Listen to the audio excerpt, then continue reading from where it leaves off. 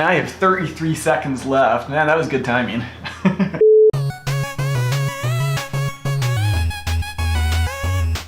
So now that I've wrapped up gray boxing all the levels in Gunmetal Arcadia 0, I'm moving on to enemy designs.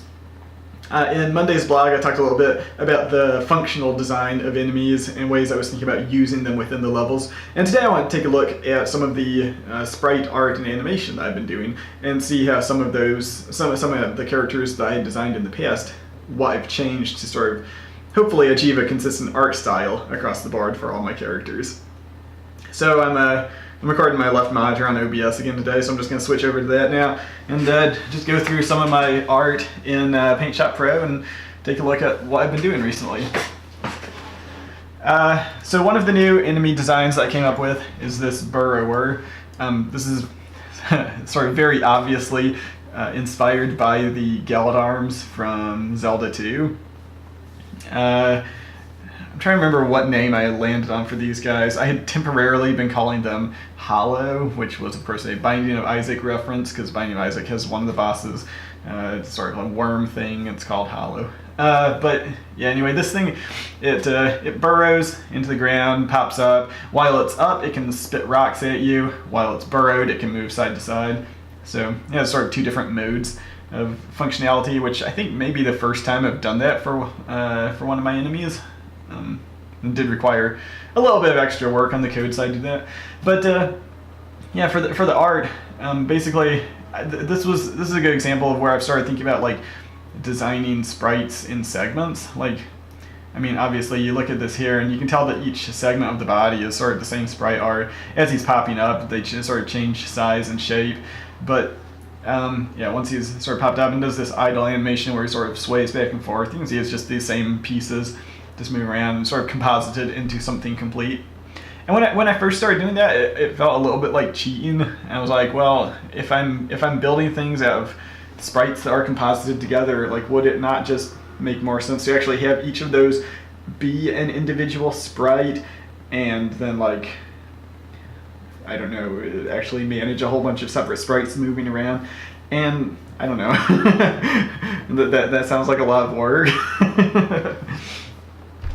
But yeah, I think I started thinking about compositing elements together into complete sprites with the player character, Virio, when I was doing his final set of animations, and sort of like looking at ways that I could, you know, have his arm, like if you look at the shoulder and upper arm, it's sort of like you see the same image sort of pieces around a few times.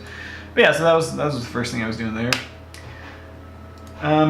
Let's see. So this was an old spider that I'd done from very, very early on in this game. It was terrible. It looks bad. It didn't animate well.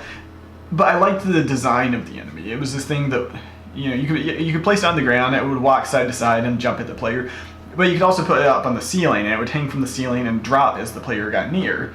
I really like the design. I wanted to keep it in there, but this art was just terrible. So I was like, okay, I have to redo this. And what I had learned from doing this old terrible sprite is that doing a spider with a whole bunch of legs in that small of a space is really not feasible. So I knew I either needed to make it bigger or cut the number of legs. And I was like, okay, it doesn't have to be a spider, like it can be anything. And I've been trying to come up with like sort of weird mutated monsters, things that don't necessarily evoke you know, actual real world animals or insects. So I came up with this thing, which it has two legs, but it doesn't move like a sort of humanoid biped. Like, its legs are sort of, I don't know, very much at the back of its body and sort of angled forward. And it ends up with this sort of like chicken walk, or it reminds me of almost like an armored mech suit or something as it walks. But yeah, it's basically like a giant eyeball sort of thing on two legs. And I was not deliberately trying to make it look like a sprite from Zelda 2, but it looks a lot like a sprite from Zelda 2 from the second half of that game, when you get out over to the second island and there's sort of like bouncy things, and it's basically like an eyeball on legs. yeah, I wasn't deliberately trying to copy that, but that's kind of what it ended up looking like. But you can see again here the way I've sort of built this sprite from prefabs.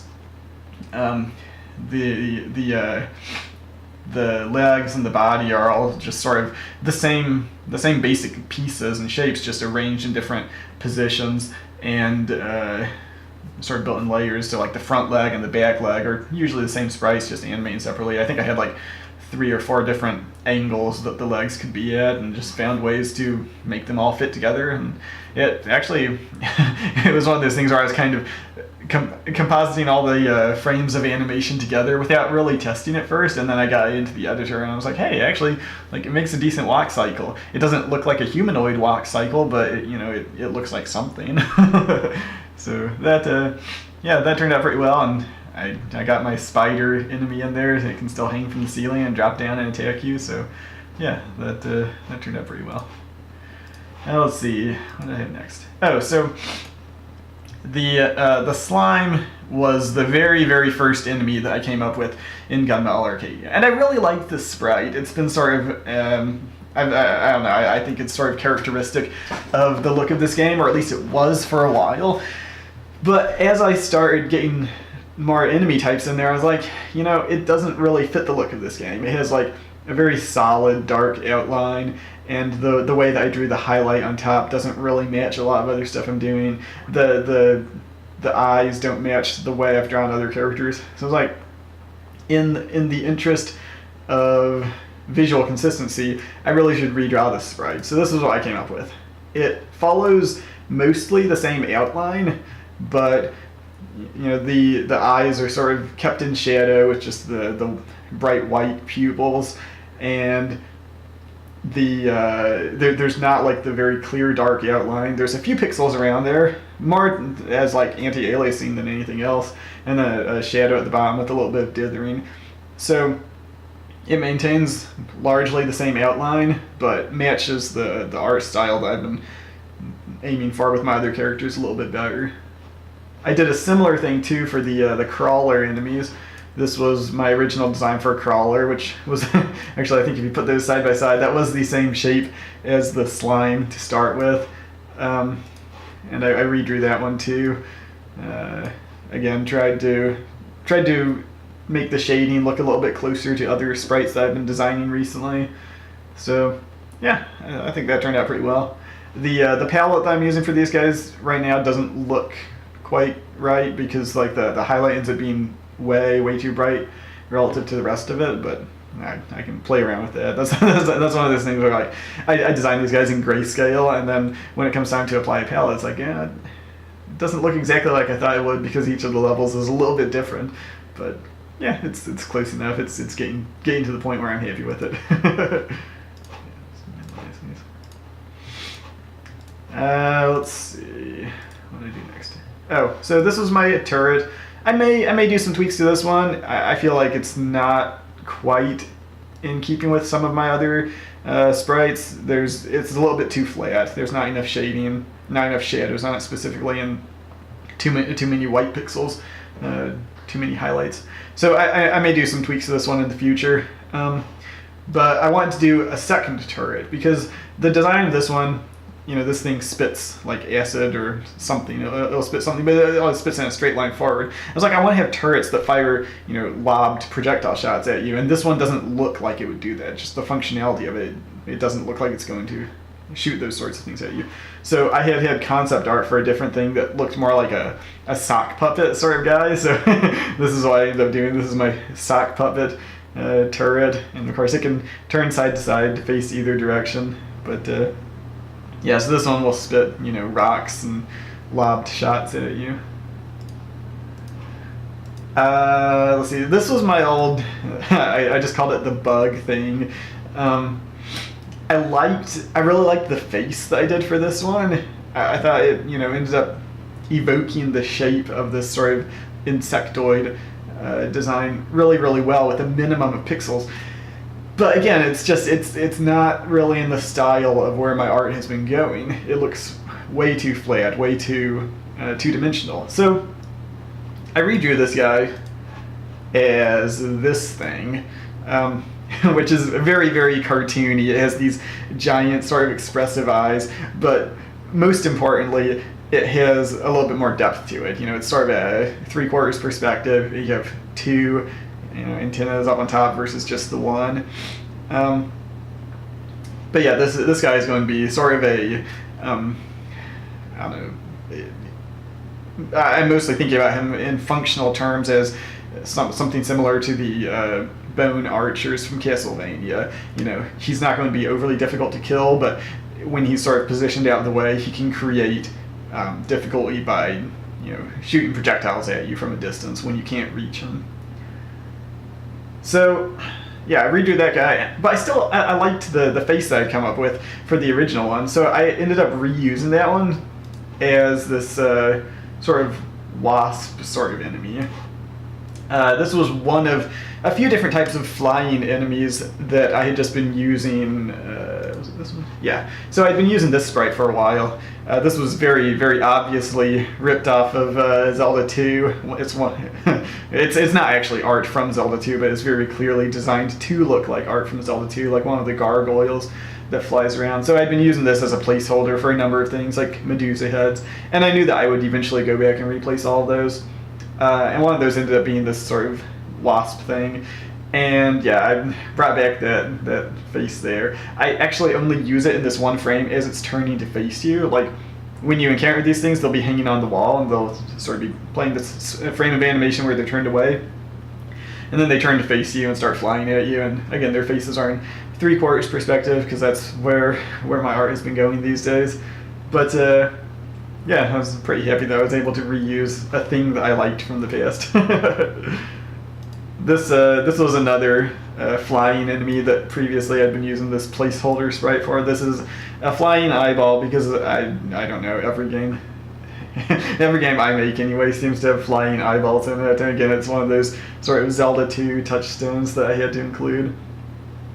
So I actually went through a couple different versions of this. The original sprite that I drew was a little bit more cartoony, had a much clearer dark outline, and I did another pass, so I went through and cleaned it up and tried to make it consistent with everything else to where it's a little more dithered and shaded and all that. So I'm pretty happy with that one.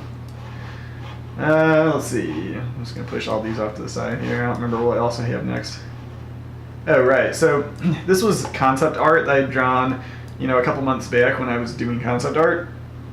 And I drew this thing. I had this little note next to it that says raccoon snail. It's sort of this thing that looks like a combination of a cat, a raccoon, and a snail.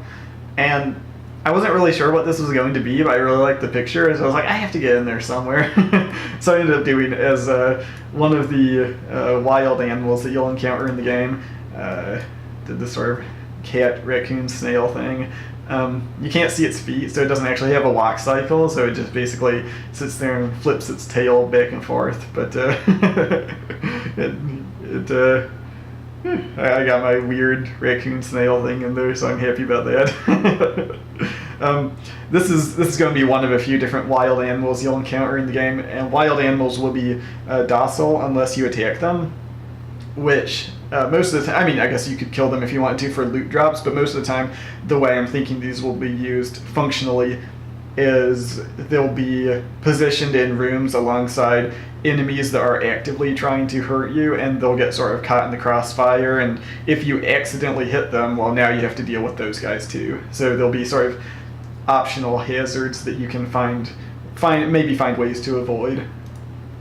Another wild animal that I'm working on, I had this picture of this sort of thing that looks kind of like a cross between maybe a horse and a bull, so I ended up doing a sprite for that one. And I think I showed an animated GIF of this one on my Twitter last week, but just like the raccoon snail, it will just sit there doing its own thing until you hit it intentionally or accidentally, and then it will charge at you and try to kill you. So probably those guys will.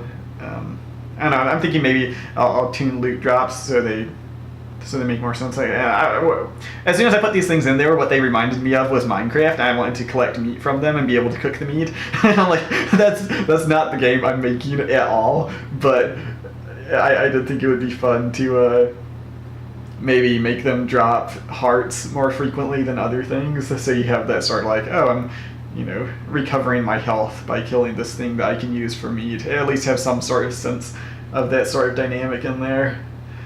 But yeah, that's pretty much most of the sprites I've been working on this week. Coming up in the near future, I'm going to be doing bosses and mini bosses for every level, but I think probably I'm going to take a break from enemies for a second and go work on NPCs and shopkeepers and vendors and those sorts of things. You know, I want to get NPCs somewhere in the game that can deliver narrative. I'm still trying to figure out how exactly narrative will work, whether it will just be sort of in the background. If you want to talk to NPCs, you can sort of get a sense of what's going on, or whether it will be, you know, in-game cutscenes, or I don't know. There's a number of ways I can approach that, but I do know that at a minimum, I want to introduce the characters who will become playable in the roguelike Gunmetal Arcadia at some point down the road. So in Gunmetal Arcadia 0, you play as this one elf named Virio, but in Gunmetal Arcadia, the roguelike, there will be hopefully 4 characters to choose from, and you will encounter the other 3 in 0, so there will be at least a little bit of a setup there, and hopefully it will make sense as that sort of narrative prequel the way I've been describing it.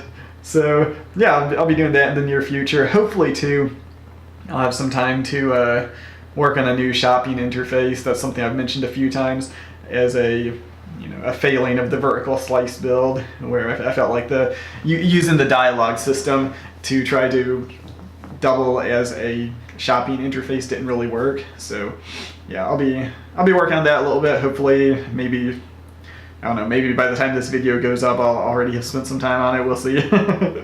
But yeah, that's sort of where I am right now. Content is coming into the game super fast. I'm excited to see, you know, I think over the next 2 weeks, I think I should have all the bosses, all the mini bosses in the game, and that will be, I think, just in time for GDC. So then I'll be away for a week at GDC. I'm going to be giving a talk there, so that should be fun. But yeah, then I'll come back and start doing tile sets and environment art for every level, and you know, before I know it, this game's going to be done. As always, please like and subscribe. Feel free to leave comments below the video. I try to always reply to those. This series and my development blog are supported through Patreon, so if you're enjoying these, if you find them to be useful or interesting, please consider contributing to my Patreon. But thank you for watching, and I'll see you next time.